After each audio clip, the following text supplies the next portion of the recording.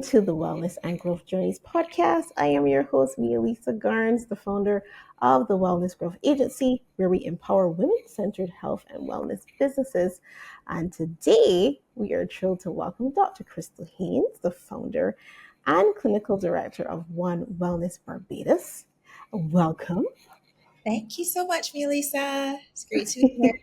Yes, and with your 15 years of medical expertise, you started in ophthalmology. So you have to tell me what that is, and it's microsurgery, right? And then later you got into medical aesthetics. You have to tell us what that is. That journey was so ophthalmology basically is the medical specialty that surrounds all diseases and conditions of the eyes and of the visual pathway. So it's hardcore. We treat all patients who have cataracts, glaucoma, visual pathway disorders, brain tumors that could potentially be impacting the visual pathway because the nerves that leave the backs of the eyes actually travel right through to the back of the brain. Conditions like optic neuritis and infectious diseases and, so many conditions that affect the body systemically also can manifest through eye signs, so it was a very interesting specialty, but I loved it in particular because of the surgical background that it gave me. So because we're operating on the eyes, which are very small and delicate, all operations around the eyes actually are performed under a microscope. So it means that your hand-eye coordination, your finesse have to be on point, and you have to have really incredible steady skills. Yes. Oh my gosh. I did that for about 7 years coming out of medical school. Did that. I really enjoyed that journey. My mother, in a lot of ways, still thinks that I should have been an ophthalmologist. A lot of people do get confused, I should add, between ophthalmologists, optometrists, opticians. Listen, me too. I am one of those people. They all work with the eyes. Right. The medical and surgical specialty related to the care of the eyes is ophthalmology, which is a medical specialty, whereas the others are non-medical, but what we would say paramedical. So they still come alongside, can still prescribe glasses and contacts, and can perform detailed examination of the eyes and still give you guidance. Right. But ophthalmology is much more, kind of like the serious bit. So like when you got to talking about surgery and that kind of thing, that is your specialty. But when you go in to get your eyes checked to see your glasses, that's the optometrist. Am I right? They actually can do very detailed eye exams as well, but the treatment of the conditions of the eye is typically specific to ophthalmologists. Yes. Nice. So tell us how that led into aesthetics. How did that get there? Yeah, so actually my path has been riddled with roadblocks and detours along the way, but I've kind of seen in time how all of the pieces have come together to lead me to a point where I am really, really happy with where I'm at in my career. So I started this path. One of my incredible mentors by the name of Dr. Clive Gibbons, after I finished internship, I was exploring, well, what should I do? And I did know for sure what I didn't want to do. The thing is with internship, you come through it and you have a very clear idea. Okay, well, maybe I was really good at this academically, but when you have to get out of your bed at 2 and 3 every morning to do certain things, you're like, maybe this is not what I want to sign up to do for 40 years. So True. I left obstetrics and gynecology as a student. But the idea of somebody possibly giving birth at any hour of the day or night or on a holiday didn't appeal to me as a woman, because I thought, you know what, I want to have a family of my own, and the idea of giving up Christmas days or missing my kids' birthdays because I was in a hospital setting didn't appeal to me. So that's actually why I first was attracted to ophthalmology. And I knew that patients generally got really good outcomes. I didn't have to deal with too much death, to be honest. Oh, yeah. It's something that when you work in the hospital setting, you see patients who are very, very ill. it does clarify, okay, what can I do for the next 40 years that I will be happy doing for the next 40 years? So internship definitely distilled that for me. And one of my mentors was an ophthalmologist. So it made the choice a lot clearer and a lot easier because there was someone that I admired and who encouraged me. And they said, basically, just come on and shadow me for a few days and you can see what we do day to day and see if you like it. And I loved it, honestly. Um, I got to a point in my career path with ophthalmology where I was doing these specialist examinations, but the hospital at the time didn't have a dedicated subspecialty training program for ophthalmology. And I Mm. was flying out to the United Kingdom to do the Royal College examinations. So there were three parts, to put it in the easiest way to understand. I did two or three parts. And then I remember I ran into a senior colleague at a Christmas party and I was like, oh yeah, I just got back from London. I was doing my FRC op exams. They're like, FRC op? We don't take that anymore. And I was like, what? And actually found out that unless you had lived and worked in the UK, although the path that every other ophthalmologist had taken up to that point was that you lived and worked in Barbados, you worked at the QEH, you did your surgeries, and then you just float and take exams, which is what I was attempting to do. Unfortunately, by the time that I was trying to do that, the Medical Registration Act didn't allow for that to continue. So I would have Okay. either had to look to uproot and move to the UK and be in a full-time training program in the United Kingdom, or make a transition into a new program that the University of the West Indies was at that point just getting started. So like I was telling you, there was no specialty training option in Barbados Right. at the time. But Right. the University of the West Indies was just about to start their postgraduate program in ophthalmology. But I had already spent 7 years. And the idea of spending another 6 years on top of that, um, starting all over to spend another 6 years in the hospital just didn't appeal to me. So I decided to resign and see what other options could be there. So I started to basically say, I have all of these skills in terms of, obviously doing ophthalmology. I operated on faces all the time. You had to know the vasculature, the anatomy of the area, the physiology of the area, all the diseases of the area really well. And I said, you know what? I think aesthetics would be a nice area to segue into for more than one reason. I had that foundation in terms of the background, a very solid background of head and neck. But then also, I feel like personally, I always had an interest in beautification and skincare. And it was something that I started to explore even before I had left the hospital. So I actually took my first aesthetic course with the American Academy in December 2016.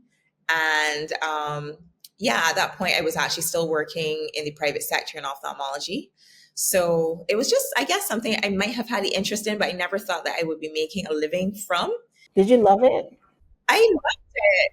Low key, I was loving it, but in my mind, I was still like ophthalmologist. But I had started actively exploring it. I still never contemplated that this could be how I made my living or as something that I could actually consider as a serious career option. Yeah, because they're limited aesthetic doctors here in Barbados, right? I probably could count them all that I know of on one hand. So back then, I don't even know how many there were in Barbados at the time. So I guess it would seem a little daunting. Definitely at the time, there was Dr. Critchlow. He did a lot of Botox and fillers back then. Well, Dr. Carolyn Tull, she as well has been in the field for many years. And what's interesting, her path was a bit similar to mine because she too did ophthalmology before going into aesthetics. Um, yes. And then um, who else? Dr. Donna Matthew, unfortunately, who had passed. So she had been in the industry for a while as well. So you're right. There are probably a handful of us who were in the game at that time. When it comes to aesthetics, it's still an unknown. for people here in Barbados, especially women. And it sounds like something that you get done if you're a celebrity, or you know what I mean. Like that's you take care of your skin, you get Botox, and you go then to a set doctor to um, to get that done. So I could see why it might not have been at the forefront of your mind then, because it wasn't really, it still isn't. I think it's now kind of gaining some kind of popularity, but not even a huge lot. But is now starting to get there where women are like, hey, look, oh, I could actually do this. I can actually do this from myself, from my skin, my complexion, that kind of thing. A lot of the questions that I get sometimes, um, a lot of women of color might not know that these are procedures that they too can have if they choose to, because I think traditionally we have seen these procedures being done by Caucasian women, usually we see the social media posts coming out of the US and the UK. We see people getting their lips done or doing their cheeks and that kind of thing. And traditionally, you don't see many Black women on social media doing this kind of thing. And then also there's a cost factor where we know that there's a significant cost associated with having wrinkle reduction injections like Botox done, or a significant cost associated with having fillers done or microneedling, which can be quite prohibitive cost wise and might create a barrier for some people accessing it. And then I think the third factor is as well that it's not seen as a necessity for the most part. Like, people look for their fundamental healthcare needs. This is icing. This is the cherry on top. But even so, I will say the industry definitely is growing. Um, I think I didn't grow up seeing my mother do these things. You know, my mom, God bless her, wonderful work woman, but very, very hard working. Felt like she never had time for herself. I never know my mom to get her nails done, or she would get her hair done, and she might buy a new dress every now and then. But things like going for a facial or, far less getting injectable work done, that's just not something we grew up seeing our mothers do. But I feel like our generation more and more, we are seeing a younger generation of women now come along, like the Halle Berrys and the JLos that we see. These women are now in their mid 50s or late 50s in the case of Halle Berry, and look as good as they did in their 20s, or Look amazing. Yeah. aging well and still looking very much like themselves. I feel like Yes. the ideas that we had about what women who have tweaks done look like has shifted. So in the 1990s, we had certain impressions of what women who were doing work looked like. And now we are seeing that women who have procedures done actually look very natural and look And you very much can't like, even tell. yeah, you You can't can't tell. even tell. You cannot People tell. people stay there like, wait, did she get work done? I'm not You know sure. what? But she looking beautiful, like something. Maybe she did something, and then you can't even tell what they would have done. And that's the thing. Um, My methodology always is you should never be able to put a finger on it. Nobody should be able to look at you and say, oh, I she like did that. she did that. So Yes, that I is like definitely that. my So it's approach when it natural. comes to how I approach my patients. And it's really about, a lot of it is just about maintaining and just, you know, yeah, because there are natural parts of aging that happen. The fat pads in the face start to deflate, gravity sets in, the skin, Right, the right. sunspot, your pores and your texture and all these things start to change. You lose collagen, so you lose firmness, you lose elasticity. So in a lot of ways, what I'm trying to educate my patients about is that if you can start now to wear sunscreen or to start to use a retinol, you can actually maintain the health of the skin that you have now, and you can slow down some of the things that would naturally make you look older faster. Right. And I mean, you say that, but when I go to this, I don't know where I go to the beauty store, I will say, "Hey, can I get some retinol?" I don't even know where to go, like what, and they're probably different kinds, and you know what I mean. The most I think I would try to remember to do is sunscreen, and not even like I feel like maybe there needs to be makeup that has sunscreen in it or something, so that it's like an all in one kind of situation. If you're wearing sunscreen, Melissa, honestly, if you're wearing sunscreen, 80% of the battle is already won. 80% of aging in the skin is actually related to UV radiation from the sun. So if you're wearing sunscreen and not just wearing sunscreen, but reapplying it throughout the day, Oh, that's another thing.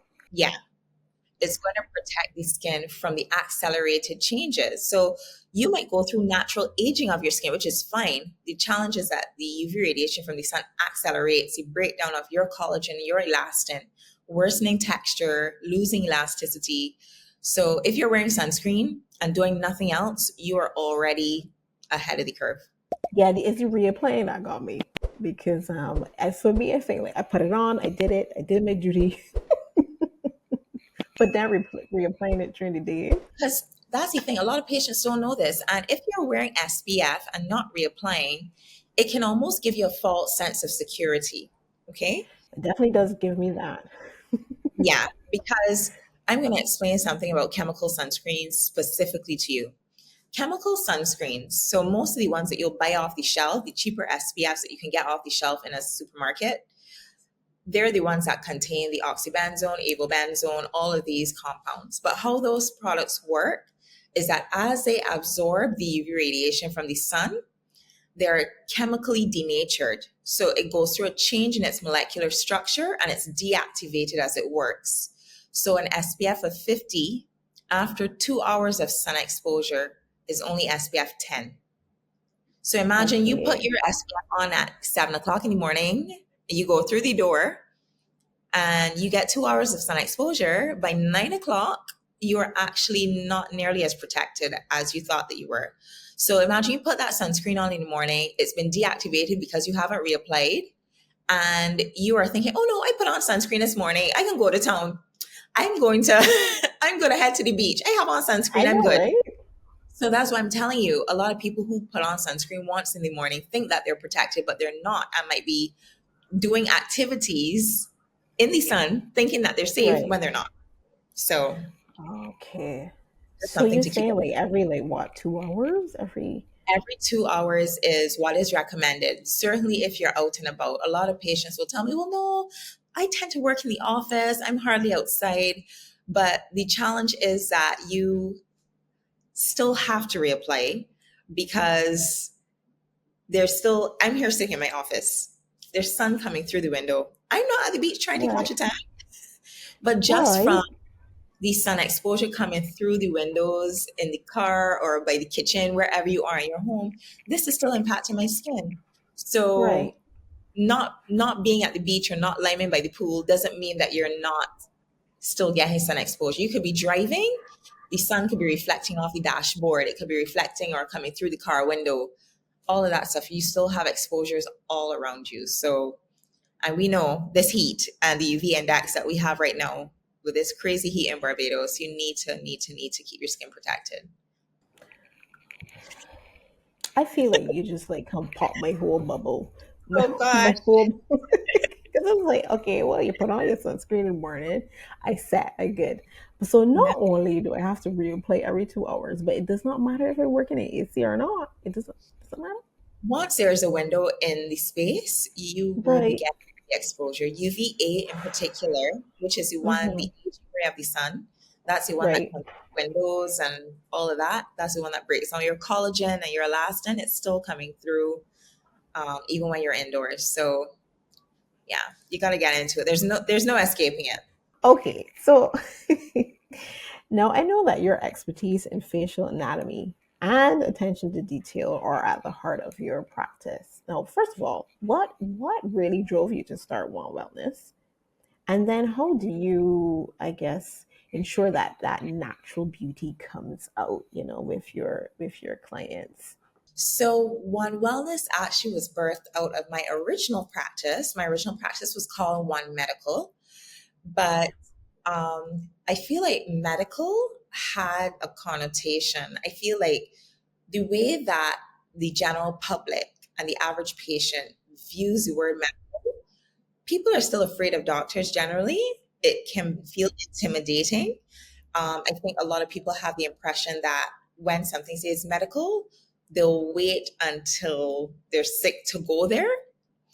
Whereas the term wellness has a much more comforting, embracing, holistic feel to it.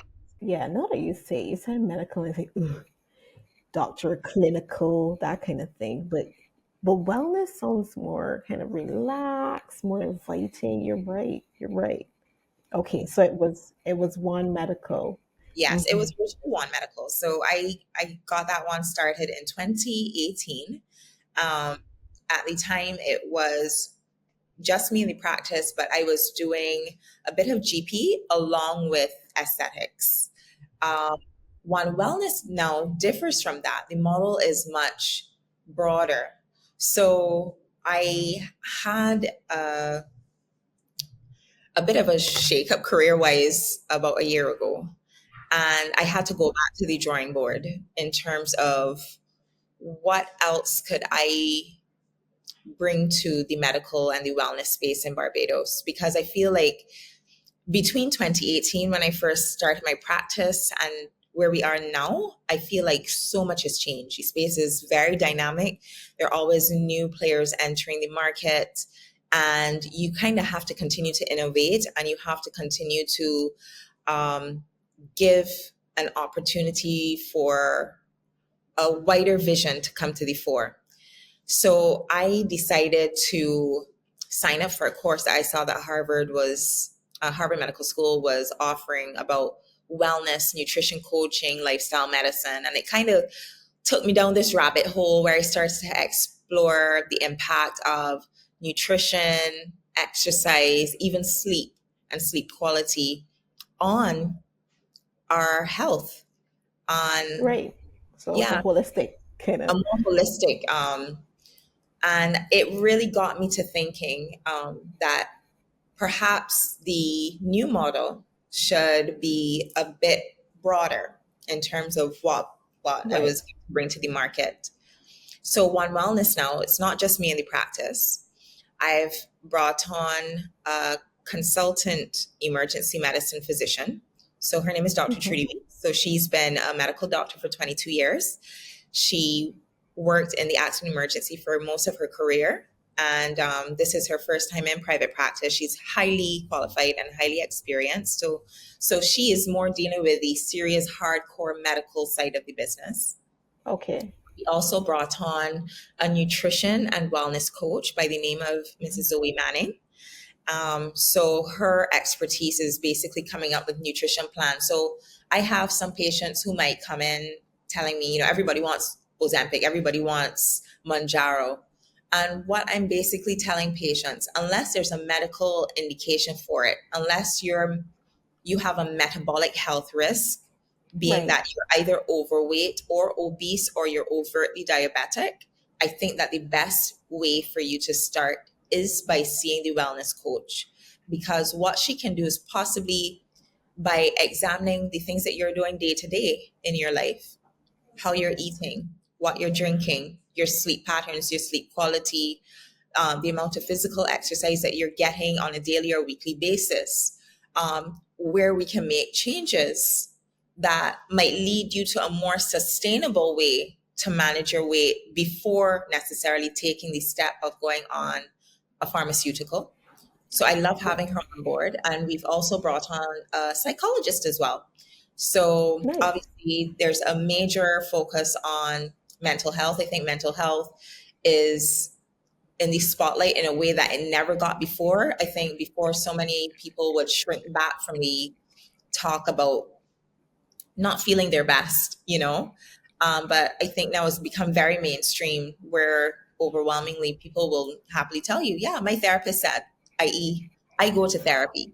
And I'm glad to hear that because I feel like it is definitely like a, I don't know, like a culture thing, where it's like you can't openly say, well, I need help. I need to, talk to somebody, because it's like something is wrong with you, right? If you decide that you want to have a I really therapist. feel like growing up, our ideas about mental health were very much associated with, you know, institutionalization, not understanding that.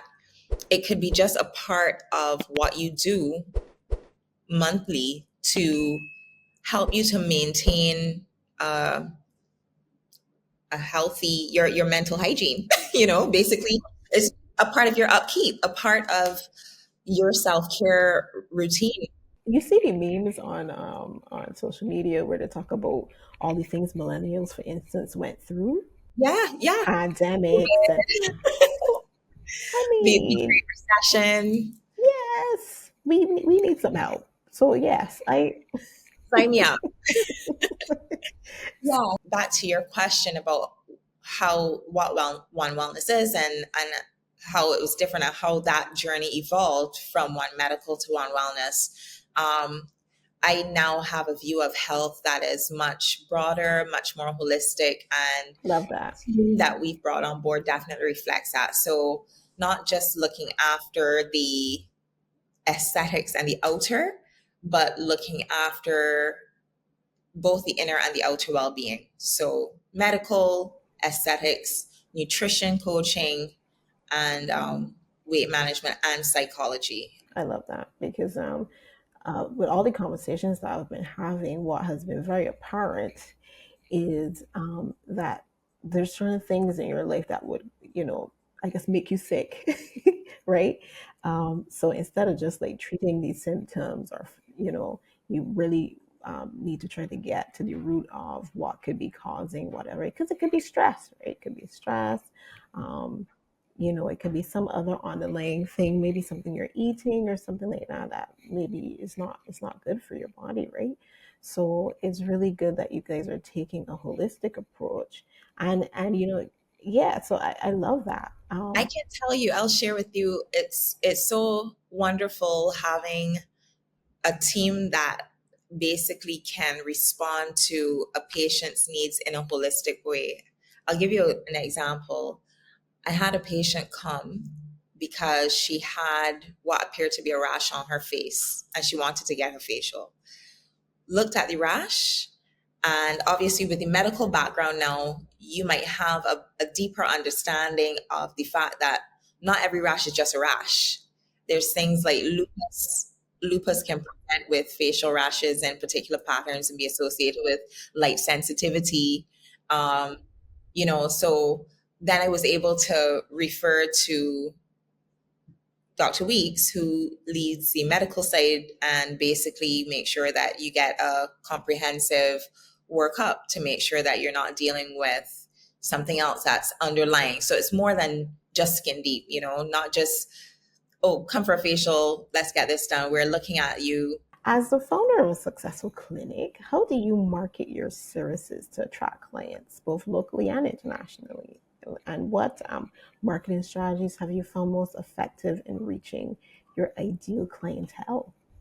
Well, I will tell you what my experience has been in trying to market the business. And once again, I'm going to draw the contrast between my original operation, which was One Medical. I was trying to manage my socials myself. We managed to get roughly around 2,500 Instagram followers. But I will say, as I got busier, it became increasingly more difficult to be consistent with posting. And then you miss direct messages and that kind of thing, which doesn't seem good. So I knew from the time that I was going to get One Wellness up that I needed professional help. Right, right. I think in a lot of ways, we don't really give marketers, content creators, um, the credit that they deserve, because it Say is, it louder for the people in the back. Say yeah, it. it is a field in its own right, Yeah, and there's some science to it, and you need to understand what a different platform, who that different platform is going to reach. So TikTok is not going to reach who Instagram is not going to reach who Facebook is going exactly. to reach. And sometimes you And need the to, content is yeah, different for you each need to tailor one. make content for different platforms. Yeah, And I just had to accept my limitations. I said, you know what? I'm trained as a doctor. I'm not trained as a marketing professional. So let me leave this in the hands of people who actually know what they're doing.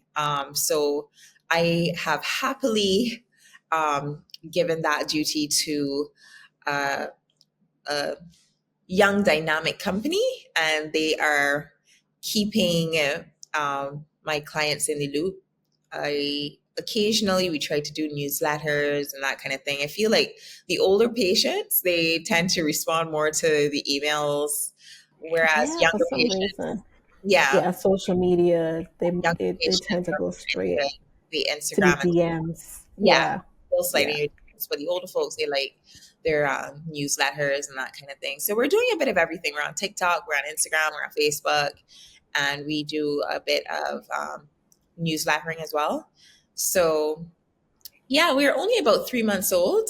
So I feel like we're doing pretty well. We're just over 4,000 now on Instagram, and Nice. I feel like yeah, things are growing. There's a lot of interest, and it really works because what social media has allowed us to do is basically when people are very visual learners, I feel. So when they can They see are. what we do, Yes. it really demystifies a lot of it. You know, when you can put a face to it, when they see sometimes, you know, girls that they know come in or be in my chair and might agree to let me take a picture or video of them. It's like, oh wow, I know her. I didn't know she was getting stuff done. And yeah, so it kind of demystifies some of what we do. And yeah, I have to tell you though that I was still kind of under the impression that it was mainly aesthetic services. So to hear you say that all of these other services are available, I guess yes, maybe the public perception. you're seeing that on the page because the psychology and nutrition only came on in October.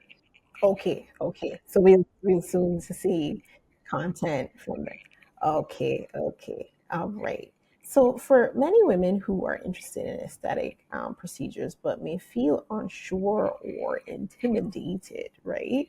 What advice would you give to women considering treatments for the first time? And how can they ensure they're making informed decisions? The first step is always to have a consultation. I mean, you never have to commit to doing anything the minute that you walk through the door. You might have seen something online, or a friend might have told you that they have decided to get something done and might have related their experience to you. But that's where the consultation comes in. Like, I will not stick you in the face the first time that I meet you. You know, you come through the door, we'll talk about your goals. We'll figure out what is safe for you, what the best approaches are, what exactly you're going for, whether you need it or not need it, because sometimes people have come and I've honestly told them in my professional opinion, I don't think it's something that they need because I refuse to be that person that is recommending unnecessary procedures to people too. Um, and yeah, just book the consultation. It doesn't hurt, and you just get the best possible advice and guidance you can from some person who is medically licensed and experienced provider. You know, that's always the best way to go. But Like do your research, make the appointment to have the consultation, and then make the decision from there. Yes, yes. I guess maybe they probably feel like, oh, once I book the consultation, that mean they can go the service. You know, I don't want to like waste your time. That kind of thing. Maybe that is the concept that would stop them from actually booking the consultation. Um, but you hear it here, folks. You know, book the consultation. You know, and so you could go and find out.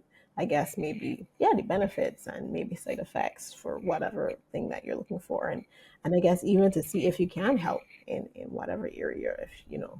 absolutely. And I mean, the consultation isn't all specifically related to aesthetics because we need to first of all establish that you are fit, well, and healthy, that you don't have any allergies or intolerances. And, you know, sometimes when I do a skin consultation, we also talk about your diet because what you're eating day to day could affect your skin. Sometimes I might not have to sell you a single product. I might say, you know what?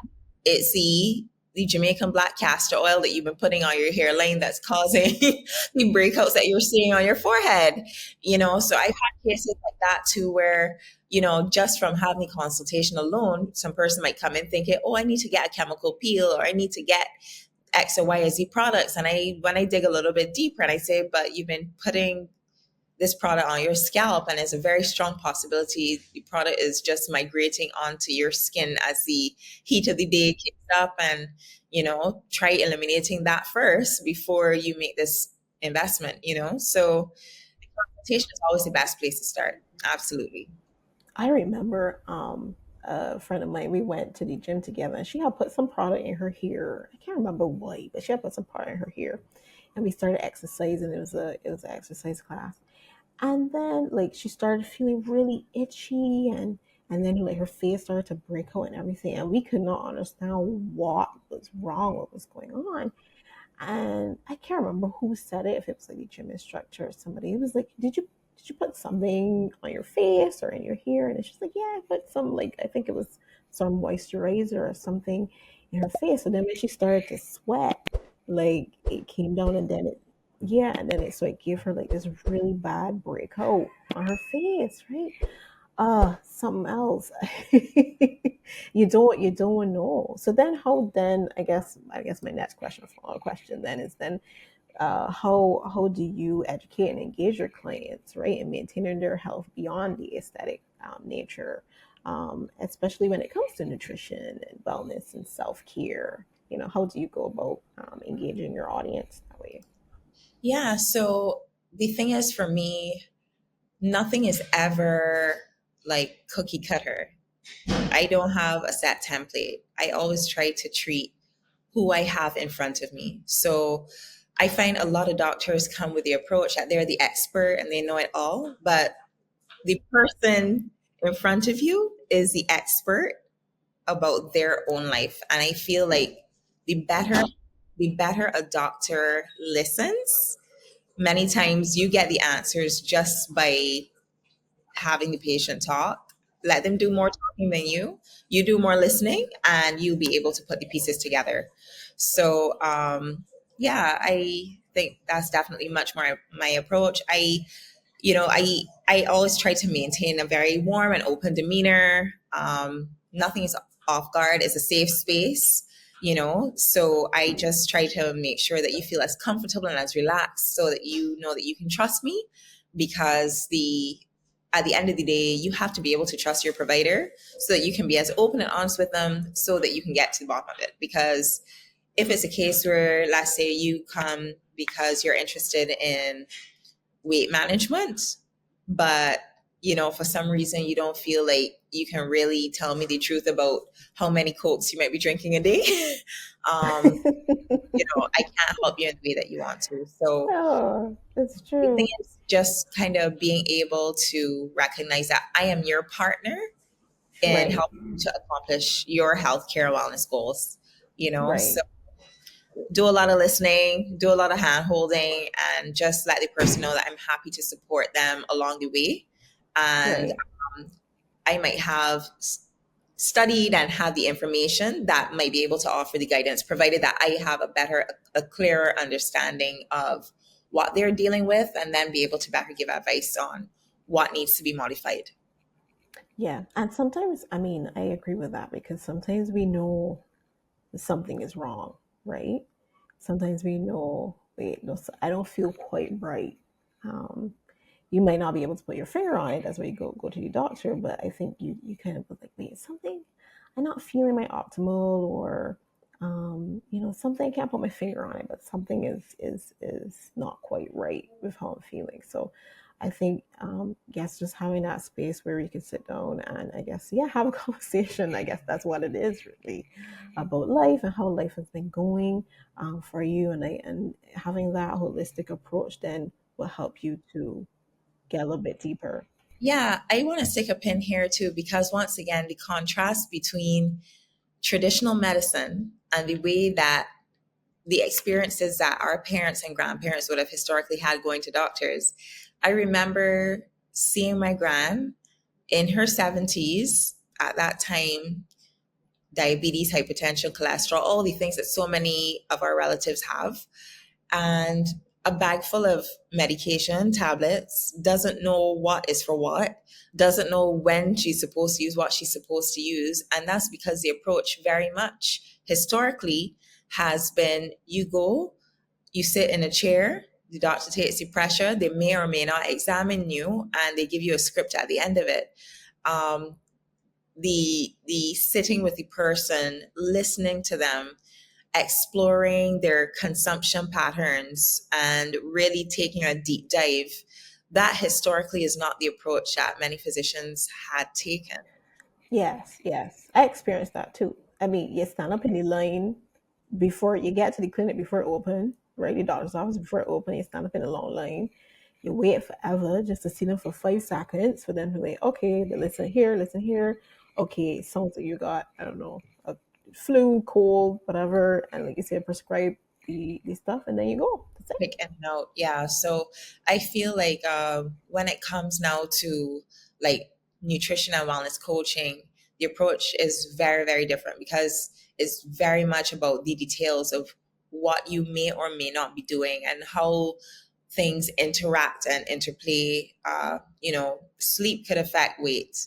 I didn't know that until I started to really explore and how it affects hormones and all these other things. So yeah, And there's then definitely. as you get older too, like your quality of sleep, I find declines a little bit depending on what stage of life you're at, right? I feel like when I was young, I could sleep for a full 12 hours and but for me now, maybe five, six, and then I'm lying there, but I'm not sleeping, right? I'm just Is it just adulting too? I feel like as grown-ups, our brains like never fully switch off. There's always something to do. There's always something that we feel like we've forgotten to, yes. I can tell you, my brain feels like it never switches off. So yeah, my sleep is very disrupted at times. So I get it. And then obviously with perimenopause and all these other things too, that might contribute to insomnia. So there's so many factors. Yeah. I agree. I agree. So Yeah. we need all the help that we can get so we can We live need a all the help we can we get. I feel you on need that. all we need all the help we get. So Yes. so looking ahead, right? What trends or advancements in aesthetics and wellness are you most excited about? And what are your future plans for One Wellness Barbados? Ooh, Anything in the the works? future. It's really interesting to talk about the future because in a lot of ways, I feel like this is the future that I had envisioned for myself. I'm 3 months into Nice. my new Nice. business. I feel like at the time that I was making these plans, I didn't necessarily have a full roadmap, but I just got started and just bit by bit, I said, you know what, every day I'm going to do something that brings me a bit closer to where I want to be. I feel like I've really been able to assemble an incredible dream team. And Oh, that's amazing. I'm really excited to see how we continue to grow from here. But I'm really Hmm. satisfied with the model that I have so far. Okay. In terms of trends in aesthetics, there's so many new things. That's the thing. This industry is ever changing. And that's why I'm always wary of making major investments in equipment because the minute you pay for something, and I mean, these machines are like 150 to 200,000 US a pop. So Right. it's not a cheap industry to get into. So you got to choose Right. very carefully and choose very, very wisely because you could order something and by the next year and a half, there is a newer model and yours is looking obsolete. This is like cell phones to me. I feel like that's Really. But there's a lot happening in this space. I think one of the advancements that is exciting is radio frequency microneedling. It's good and bad. It's usually as good as the provider because the settings that they select and all that can determine the outcomes, but that's really, really great for skin tightening. I think a lot of women complain about the skin getting a bit lax and loose after time, and it just really helps to keep everything tight.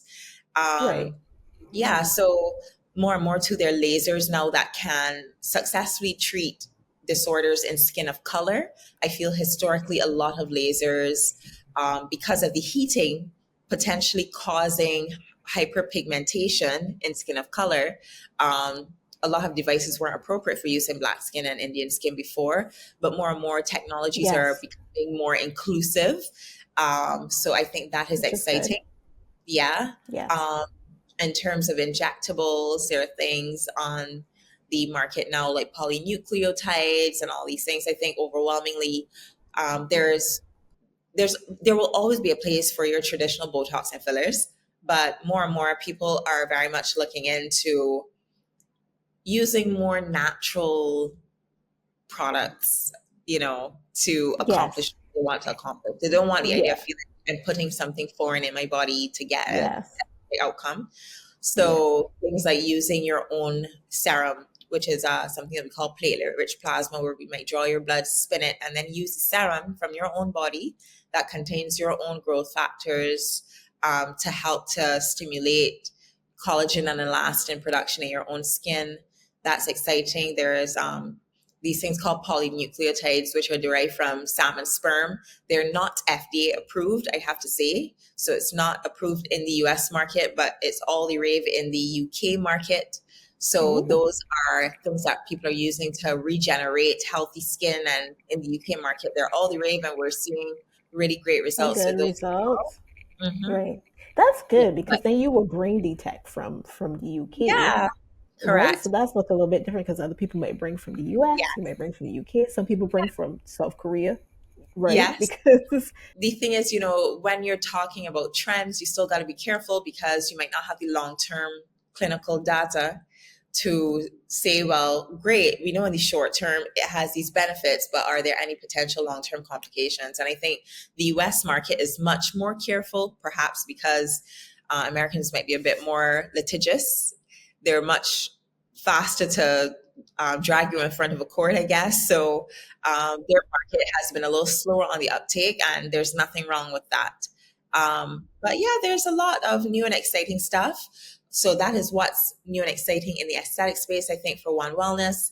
I am just happy with the team that I've built out. And I think heading into the winter season, because we are positioned on the West Coast, many of our clients are expats and snowbirds, as we call them, the winter travelers who might have homes here. So I'm just looking forward to us having an on and popping winter season. We open in July. I was a bit nervous about opening on the West Coast during summer, but we actually had a very, very strong first 3 months. Up solid, and the response is great. Patients are happy, and yeah, just very, very pleased with how everything's been going so far. oh, I'm happy to hear that.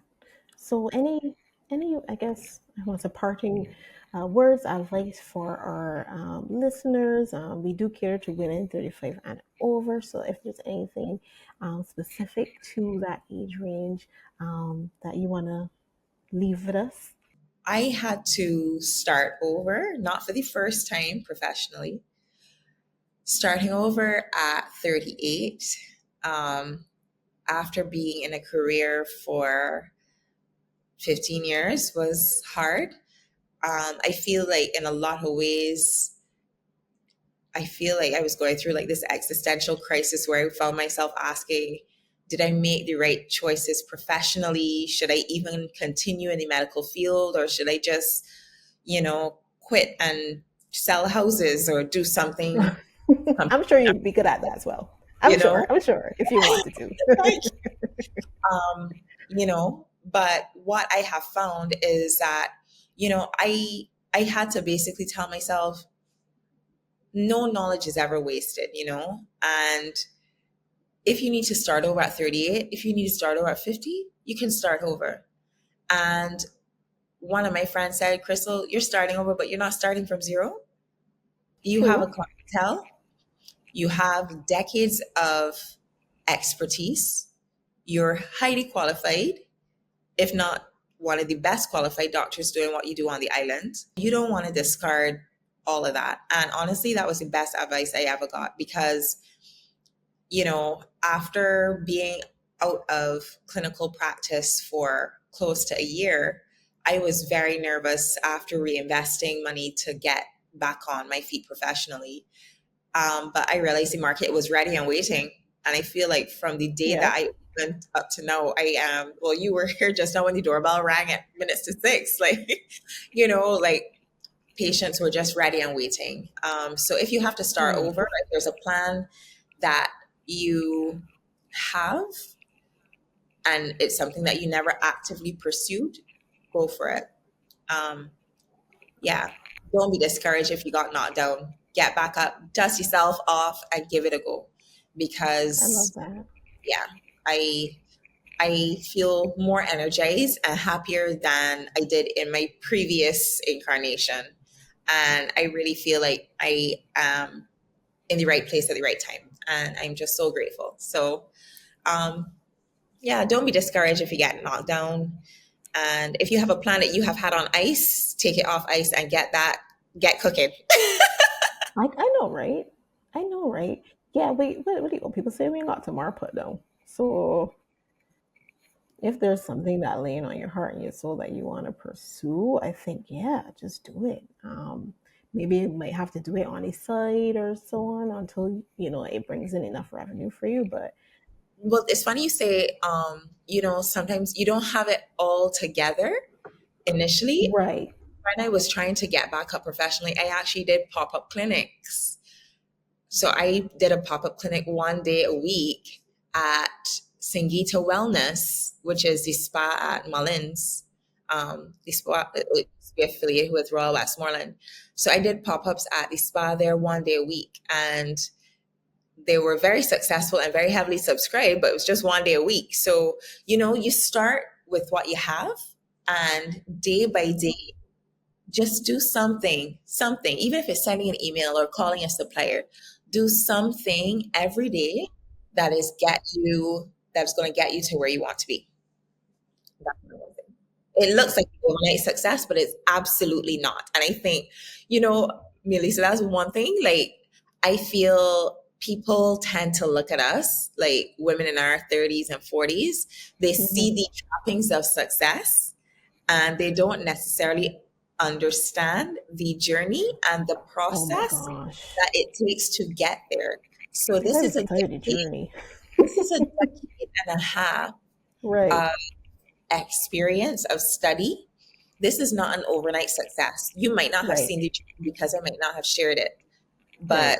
it doesn't happen overnight. It's a process and it takes time. And to the younger ones, the Gen Zs in particular, who unfortunately tend to see the images of this overnight success on Instagram Yes. and TikTok, and everybody got a Chanel bag and everybody got a luxury car and that kind of thing.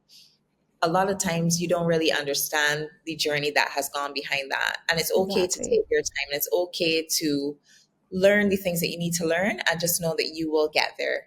And don't beat yourself up if you don't have it all together. It's okay not to have it all figured out, but you'll get there with consistency.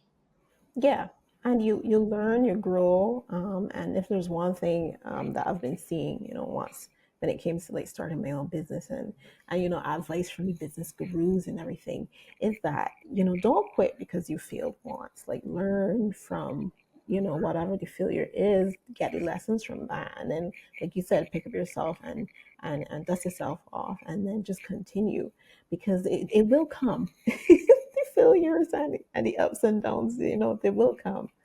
Yeah, you But either win or you learn. You don't lose. You win or you learn. Yes. agreed, agreed. But thank you so much for joining us today, Dr. This is Haynes. fun. This We could talk all night.